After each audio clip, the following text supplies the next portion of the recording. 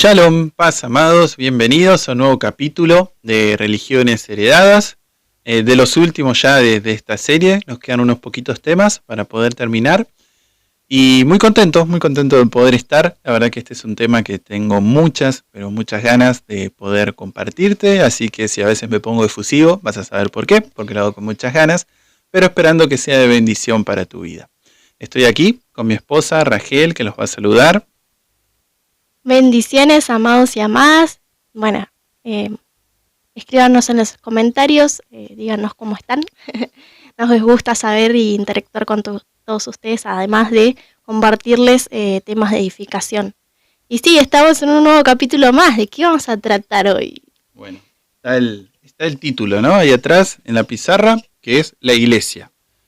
Algunos temas más que otros van a ser un poco sensibles tal vez, pero bueno, la idea es que puedas buscar en la palabra, que seas un amante de la verdad y que bueno, tal vez si te compartimos cosas que no te han enseñado así o la entendías distinta, puedas estar orando para ver qué te revela el Espíritu en su palabra, porque bueno, todos tenemos cosas que aprender, religiones heredadas que quitarnos. Por eso le pusimos este título a esta serie. Así que bueno, comencemos entonces. Vamos a hablar de la iglesia, del orden que tiene que tener la iglesia, o por lo menos que la palabra nos guía para que pueda tener, del propósito, cuál es el propósito de la iglesia, por qué Elohim hizo una iglesia, cuál es ese sentido, y el destino de ella, hacia dónde va, qué es lo que le va a pasar en el futuro. Así que bueno, comencemos por el orden y comencemos por el principio, como dicen, ¿no? Comencemos desde el Tanaj, porque la iglesia existe antes de Hechos 2. Si te han enseñado que en Hechos 2 comienza la iglesia, no es así. Si te han enseñado que en Hechos 2 comienza la iglesia gentil, quiero recordarte que la mayoría de los que estaban en ese momento eran judíos, los apóstoles son todos judíos, así que tampoco sería así, que comienza la iglesia gentil.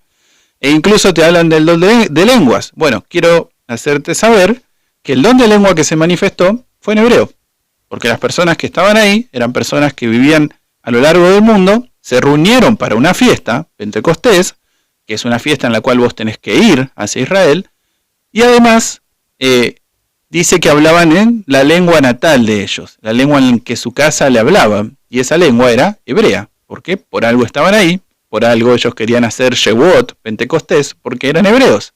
Así que fíjate vos que en Hechos 2 tenés judíos que están haciendo una fiesta de judíos, de hebreos mejor dicho, y un don de lenguas que es en hebreo. Así que la idea esta de que empezó una nueva iglesia en Hechos 2 para los gentiles tampoco tiene fundamento bíblico. Entonces nosotros abogamos siempre la idea de que no separes la Biblia. Lamentablemente hicieron eso y algo le dicen antiguo, como que bueno, ya no es tan importante, enfócate más en el Nuevo Testamento, pero no, la escritura toda es una, los apóstoles eran judíos, eran hebreos y ellos hablaban con conocimiento de lo que a vos te dijeron que es el Antiguo Testamento. Incluso, bueno, el último capítulo vamos a hablar de la inspiración de la Escritura, ¿no? No me voy a adelantar, de cómo se formó el canon y todo eso. Bueno, ahí vas a entender un poquito más con qué propósito ellos escribieron lo que escribieron. Pero bueno, sin más preámbulo, vamos a comenzar. Acá ya te anotamos Deuteronomio 9:10, no lo vamos a leer porque tenemos mucha información y la tenemos que meter en un capítulo que no dure 2 horas, ¿no? Entonces, tenemos Deuteronomio 9:10, que dice que es el día de la asamblea cuando se estuvo en el monte Sinaí. Entonces ahí asamblea, se traduce asamblea, que lo que es la Biblia hebrea, la Septuaginta mejor dicho, que es la versión griega del Antiguo Testamento del Tanaj, ahí utilizó la palabra griega eclesia, que es la misma palabra que en el Nuevo Testamento vos hallás para iglesia. Esto ya lo vimos, no recuerdo bien, no sé si vos te acordás en qué capítulo fue, pero que me parece que fue en el capítulo primero del cristianismo, que mostramos cómo intencionalmente no se traducía. Las traducciones intencionales de la Biblia. Exacto, las traducciones que veíamos que tenían una intención, ¿no? Que cuando claramente tenía que decir iglesia, porque las demás veces dice iglesia, pero si se estaba hablando de judíos no se traducía iglesia, se traducía sinagoga, ¿no? Pero la palabra era la misma, o cuando se hablaba de cristianos, de gentiles que se congregaban y se utilizaba la palabra para sinagoga, se traducía mágicamente como iglesia, no era una sinagoga. Así que bueno, esto ya lo vimos, pero ahí, Deuteronomio 9:10, es iglesia. Es lo que encontrás también en el Nuevo Testamento como iglesia, es el mismo concepto, la misma idea. Comienza ahí, nos dice, que comienza en el Sinaí. No profundicemos tanto, comienza en el Sinaí porque tenemos un orden, ¿no? Tenemos diversidad de cosas, diversidad de orden que hacen a una iglesia. Bueno, sí, vamos a profundizar un poco. Pero, a ver, esta idea, que por lo menos donde yo me crié, donde yo me eduqué, es un tanto común, por eso la comparto. Por ahí comparto esto y vos ni siquiera habías oído hablar de eso. Pero a veces se tiene la vaga idea de que una iglesia es una familia, ¿no? Y yo me junto en mi casa, no me congrego con nadie más, no me veo con otro hermano porque mi iglesia es mi casa, ¿no? Y utilizan muchas veces ahí, bueno, porque Yeshua, porque Jesús dijo, donde estén 2 o 3 en mi nombre, ahí estoy yo. Entonces, bueno, yo estoy con mi esposa y con mi hijo y somos 2 o 3 y estamos en el nombre de él y ahí está la iglesia porque él está conmigo. No, estamos sacando de contexto y tirando de los pelos esos versículos en realidad. La iglesia tiene un orden mucho más grande que tu familia. Tu familia es una parte de la iglesia. Es como que yo dijera que yo soy la iglesia. Y no, vos sos una piedra de la iglesia. Yo soy una piedra de una iglesia, de un edificio. Soy un ladrillo de un edificio, no soy el edificio. Eso hay que tenerlo en cuenta, hay que entenderlo. Hoy vamos a verlo porque vamos a ver el propósito y vas a ver que es fundamental que vos entiendas que la iglesia está más allá de tu ombligo, está más allá de tu casa.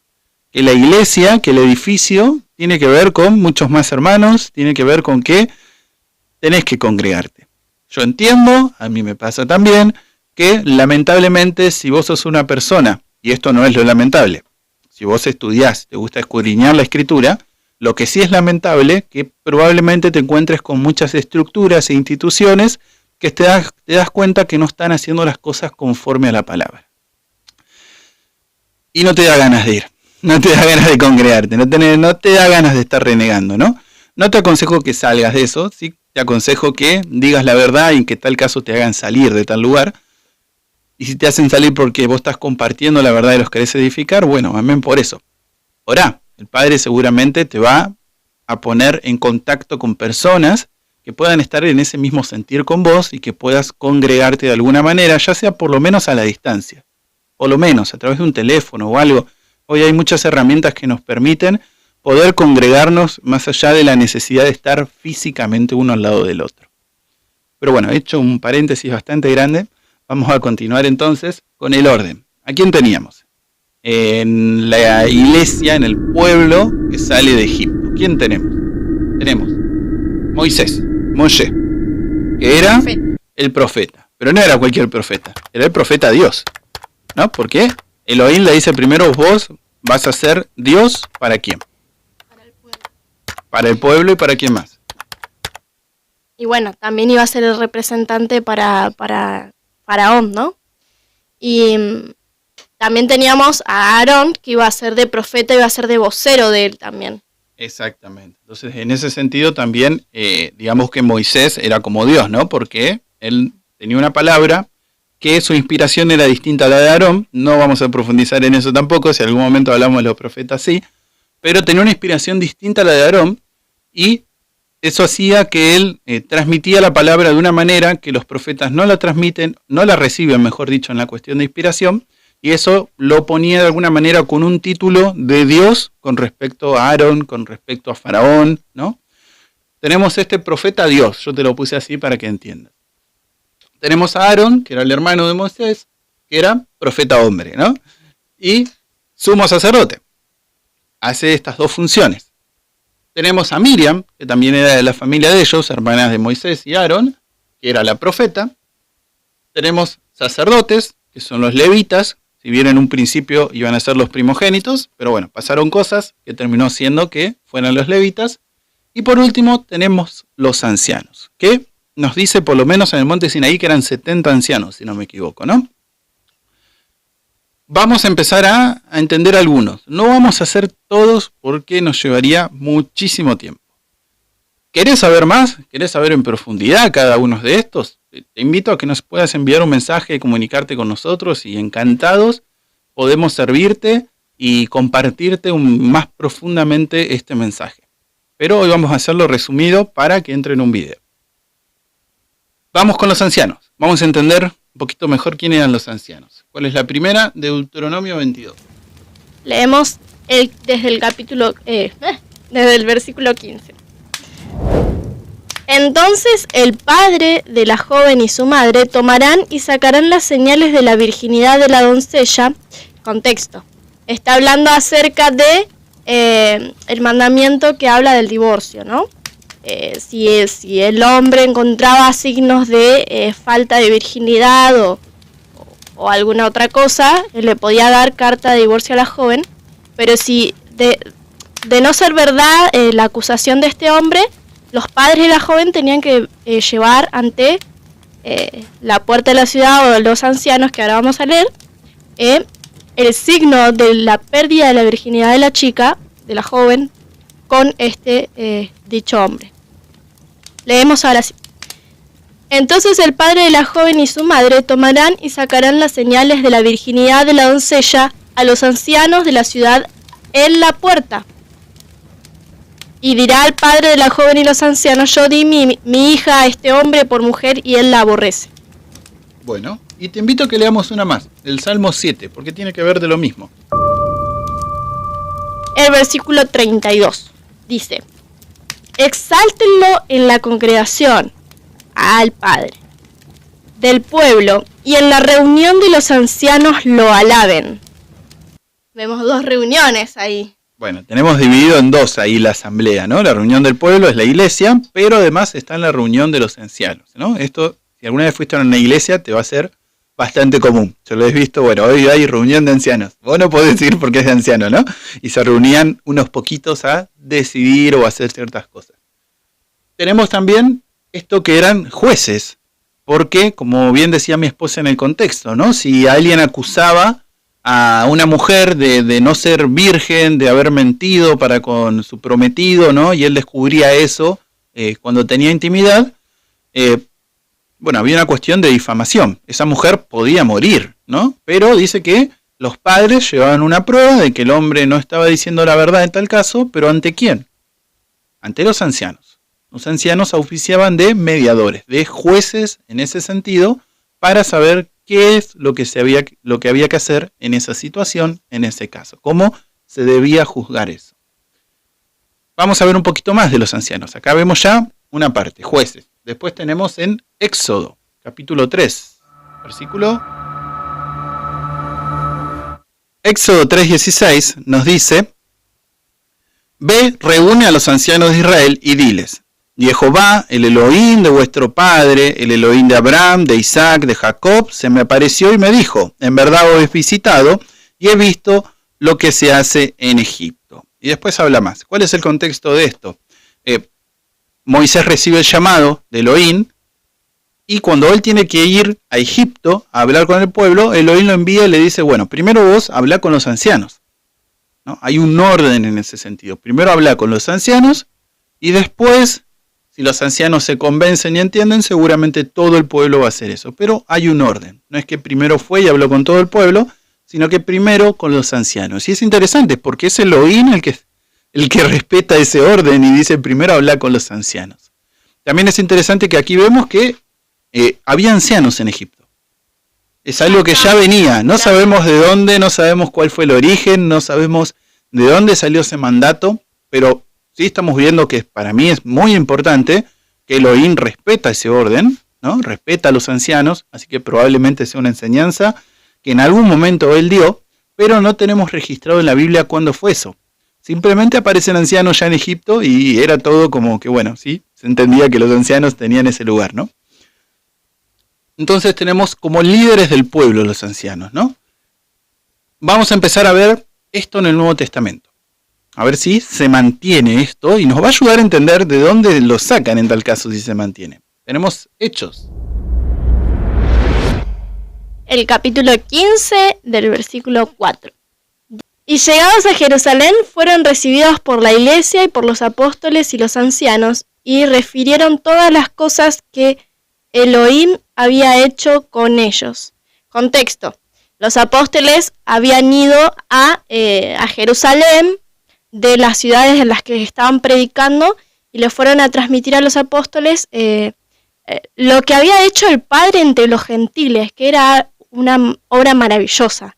Así que bueno, ellos fueron para transmitirle eso y también para hablar ciertos temas que estaban ocurriendo en las iglesias gentiles judías, porque habían una mezcla, y por causa de esa mezcla habían algunas contiendas que tenían que tratar en Jerusalén porque era la iglesia sede, digamos, por así decir. Exactamente, ¿no? Tenemos ahí que fueron, como bien dijo mi esposa, Pablo, apóstol, pero dijo apóstoles en plural, y está bien porque muchos no lo reconocen, lamentablemente, pero Bernabé era un apóstol. Fue un enviado como Pablo, en realidad, pero lamentablemente no suele aparecer dentro de la lista de los apóstoles para nosotros, ¿no? Pero bueno, son enviados porque habían ciertos problemas, había que tratar algunas cuestiones, como dijo, entre judíos, gentiles. ¿Y a quién van? Fíjense, hay ancianos. ¿De dónde salieron esos ancianos? Estamos hablando de Hechos 15, no estamos hablando de que ya había pasado, 100 años, ¿no? Estamos hablando que en el comienzo, cuando estaban los apóstoles, había ancianos, ¿no? Y uno dice, bueno, ¿de dónde los sacó? Bueno, pero si empezamos a ver en el Tanaj, empezamos a ver que hay ancianos, empezamos a ver qué rol cumplen, incluso aquí vemos que cumplen el mismo rol, ¿no? Entendemos, y recordá lo que te dije cuando empezamos este video, los apóstoles eran judíos, tenían una mentalidad hebrea, en su mente tenían el Tanaj, lo que es el Antiguo Testamento. Entonces, bueno, para ellos era natural esto de los ancianos, de este lugar. Pero vamos a ver más. Tenemos ancianos como obispos. Vamos a ver que en la Escritura, en realidad, ancianos, por lo menos en el Nuevo Testamento, ¿no? Ancianos y obispos son sinónimos. Vamos a verlo en Hechos 20, que nos dice. Leemos desde el versículo 17 y el 28. Envió pues desde Mileto a Éfeso, hizo llamar a los ancianos de la iglesia. Y el 28 dice: por tanto, mirad por vosotros mismos y por todo el rebaño en que el Espíritu Santo os ha puesto por obispos para apacentar la iglesia del Señor, la cual él ganó por su propia sangre. Bueno, ahí tenemos, ¿no? Te citamos por una cuestión de tiempo el versículo 17 y el 28. El contexto es que Pablo estaba pasando de viaje, pasó un poco por Éfeso, se estaba despidiendo, que después él lo van a apresar y termina su peregrinaje, pero fíjate que el primer versículo manda a reunir los ancianos y después les dice obispos, ¿no? Dice que el Espíritu les dio este ministerio de obispos. Entonces ahí vemos que claramente en la Escritura, para Pablo, cuando lo utiliza, él de manera indiferente, en el caso Lucas fue el que escribió esto, de manera indiferente, utiliza obispo y anciano. Es un término intercambiable, ¿no? Que puede ser obispo, puede ser anciano, porque evidentemente era lo mismo. O sea, era la misma función. Solo Lucas, Pablo y los que escribieron saben por qué utilizaban esos dos términos. Calculo que tiene que ver una cuestión histórica, una cuestión cultural, para que algunos lo entiendan mejor. Tal vez a algunos le era más fácil el término obispos, a otros ancianos, pero era lo mismo. Continuemos. Primera de Timoteo 5:17. Leemos. Los ancianos que gobiernan bien sean tenidos por dignos de doble honor, mayormente los que trabajan en predicar y enseñar. Bueno, fíjate que, nuevamente, ¿no? El anciano como una figura líder, ¿no? Se han tenido en estima, sobre todo, y no era algo que todos hacían, evidentemente, sino estaría exhortando Pablo a los que no lo hacían, pero dice sobre todo aquel que trabaja, dedica en predicar y enseñar, ¿no? Que básicamente debe ser alguien que había consagrado su vida a eso. Digo esto porque de manera práctica, si tenés que estar asistiendo a una congregación, asistiendo a las personas, sirviéndole a las personas y de una congregación, ¿no? Y además de eso tenés que salir a predicar y a enseñar, créeme que no te va a dar tiempo para tener un trabajo secular. No vas a tener tiempo para eso, ¿no? Entonces, probablemente por eso dice, tengan en estima sobre todo a aquellos que predican y enseñan, porque bueno, evidentemente consagraron su vida a esa obra, ¿no? Y se dedican solamente a eso, que no es poca cosa, sino que es mucha cosa. Y la verdad que sí. Pero bueno, avancemos uno más en el Nuevo Testamento, en el Brija de allá, Hechos 14. Versículo 23 dice, y constituyeron ancianos en cada iglesia, y habiendo orado con ayunos, los encomendaron al Señor en quien habían creído. Bueno, aquí tenemos un punto. Hay más citas, ¿no? Donde Pablo manda a Timoteo, por ejemplo, a que establezca ancianos en las distintas iglesias. A Tito. Pero es importante, y esto acá ya empezamos a ver, una religión heredada, ¿no? Una costumbre heredada. No es necesario que haya un pastor en cada congregación. No es un requisito, no es bíblico en ese sentido. Los apóstoles no hicieron eso, no establecieron un pastor en cada iglesia. No dice la Escritura eso. Sí dice la Escritura que establecían ancianos en cada iglesia. Entonces, el anciano sí tiene que estar en cada iglesia, pero el pastor no. Entonces ahí ya vemos por ahí algo heredado, ¿no? El anciano es alguien que venimos viendo hasta ahora. Era un juez. Ahora, para ser un juez, teniendo en cuenta, y ahora vamos a leer 2 versículos más con respecto a esto, pero teniendo en cuenta una mentalidad hebrea, viendo las escrituras desde esa mentalidad, uno sabe que un juez es alguien que tiene un buen conocimiento en las escrituras, en el Tanaj, porque él no juzga de acuerdo a la opinión, a lo que le parece a él. En realidad él es un mediador porque él conoce los mandamientos de Elohim, conoce la Torá, entonces conforme a eso sabe qué se tiene que hacer en determinadas situaciones. Además, y esto sí nos dice el Nuevo Testamento, y lo encontramos en Tito, y en Timoteo también en este caso, que nos dice cómo tienen que ser esos ancianos, ¿no? Y vemos que de manera general tienen que ser personas de buen testimonio, tienen que ser personas no neófitos, dice, no nuevos, sino que alguien que esté avanzado, crecido espiritualmente, alguien que sea un buen ejemplo, alguien que sepa, que por ahí no tiene un don, por ahí el Ruach HaKodesh, el Espíritu Santo no le manifestó un don en su vida, pero es alguien que uno ve y ve un buen testimonio en la persona, ve que tiene conocimiento, ve que es alguien confiable, para que a pesar de que no tiene don, pueda ser alguien que esté liderando dentro de una iglesia. Vamos a ver un poquito más adelante qué significa liderar. Ahí vamos a ver una gran religión heredada, ¿no? Pero acá liderar entendámoslo como servir, ¿no? Es alguien que sirve, es alguien que está encargado de ministrar, de servir dentro de la congregación. Y en ese sentido sí tiene que haber una persona con esas características en cada iglesia. Eso sí, en cada congregación tiene que haber eso. Ahora, ¿tiene que haber un pastor? No. ¿Tiene que haber un profeta en cada iglesia? No. ¿Evangelista? No.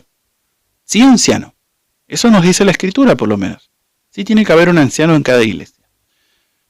Pero bueno, vimos que son jueces, vimos que son líderes del pueblo, vimos que claramente en el Nuevo Testamento están, vemos que también se dice que son obispos, y vimos que algunos, no todos, predican y enseñan, y se manda a establecer ancianos en cada iglesia. Y como conclusión, para que te quede bien claro, vamos a volver al Tanaj y vamos a ver, bueno, ¿quiénes son estos ancianos? En conclusión, Números 11 nos dice así. Versículo 16. Entonces Jehová dijo a Moshe, reúneme 70 varones de los ancianos de Israel, que tú sabes que son ancianos del pueblo, y sus principales, y tráelos a la puerta del tabernáculo de reunión, y esperen allí contigo. Exacto, está el énfasis que tú sabes que son ancianos, no cualquiera. Exacto, no me traigas cualquier anciano, no me traigas cualquier persona mayor. No te estoy hablando de eso. Vos ya estás crecido, Moisés, vos ya sabés, tráeme ancianos que vos sepas que son ancianos. Que sepas que espiritualmente dan la talla para ser un anciano. No me traigas a cualquiera. Esas personas espirituales quiero que me traigas, ¿no? Aquí tenemos que es un anciano, que Elohim los está mandando a llamar. Y vamos a ver otra en Éxodo, capítulo 18, versículos 19 al 22. Este es el consejo de Jetro, el suegro de Moisés, que le da a Moisés cuando ve que Moisés se pasaba todo el día juzgando el caso del pueblo, le traían problemas, le traían los casos para que él juzgue y se pasaba todo el día haciendo eso, pobre Moisés. Entonces, Jetro le da un consejo de que él establezca jueces de a 5, de a 10, de a 100, o sea, en pequeños grupos, para que los casos menores, estas personas sean las que juzguen, a ver, y si hay un caso difícil, bueno, ahí sí se lo lleva Moisés. Fíjate lo que nos dice el versículo 19. Hablando Jetro, oye ahora mi voz y yo te aconsejaré, y Elohim estará contigo. Preséntate tú por el pueblo delante de Elohim y somete tú los asuntos a Elohim. Enséñale los preceptos y las leyes, muéstrales el camino por donde deben andar y lo que han de hacer. Además, escoge tú de entre todos el pueblo a hombres virtuosos, temerosos de Elohim, hombres veraces, que aborrezcan la avaricia, y ponlos sobre el pueblo como jefes de 1000, de 100, de 50 y de 10. Ellos juzgarán al pueblo en todo tiempo, todo asunto grave lo traerán a ti, y ellos juzgarán todo asunto pequeño, así se aliviará tu carga, pues ellos la llevarán contigo. Fíjate que tienen que escoger hombres, ponerlos dentro del pueblo de a 10, de a 100, de a 1000, para que juzguen los pequeños casos, ¿no? Tienen que tener una característica, un buen testimonio. Ahora, estos son jueces. Acá no dice ancianos, ¿no? Yo sé que vos lees y dice, bueno, pero acá no dice que son ancianos. Pero son jueces, y cuando vos empezás a ver a lo largo de la escritura, ante quién se llevaban las cosas, ves que eran ante los ancianos que se llevaban los asuntos. Entonces, así entendemos que en realidad, esto que se estaban estableciendo eran ancianos. Pero los ancianos ya existían. Simplemente Moisés le estaba poniendo un orden a esto. Estaba ordenando a eso que ya existía de los ancianos para que cumplan este rol dentro del pueblo. Que no solamente sean los sabios, ¿no? Sino que también tomen este lugar de juzgar al pueblo para llevar la carga juntamente con Moisés. Así que bueno, creo que quedó claro, los ancianos. Vamos a ver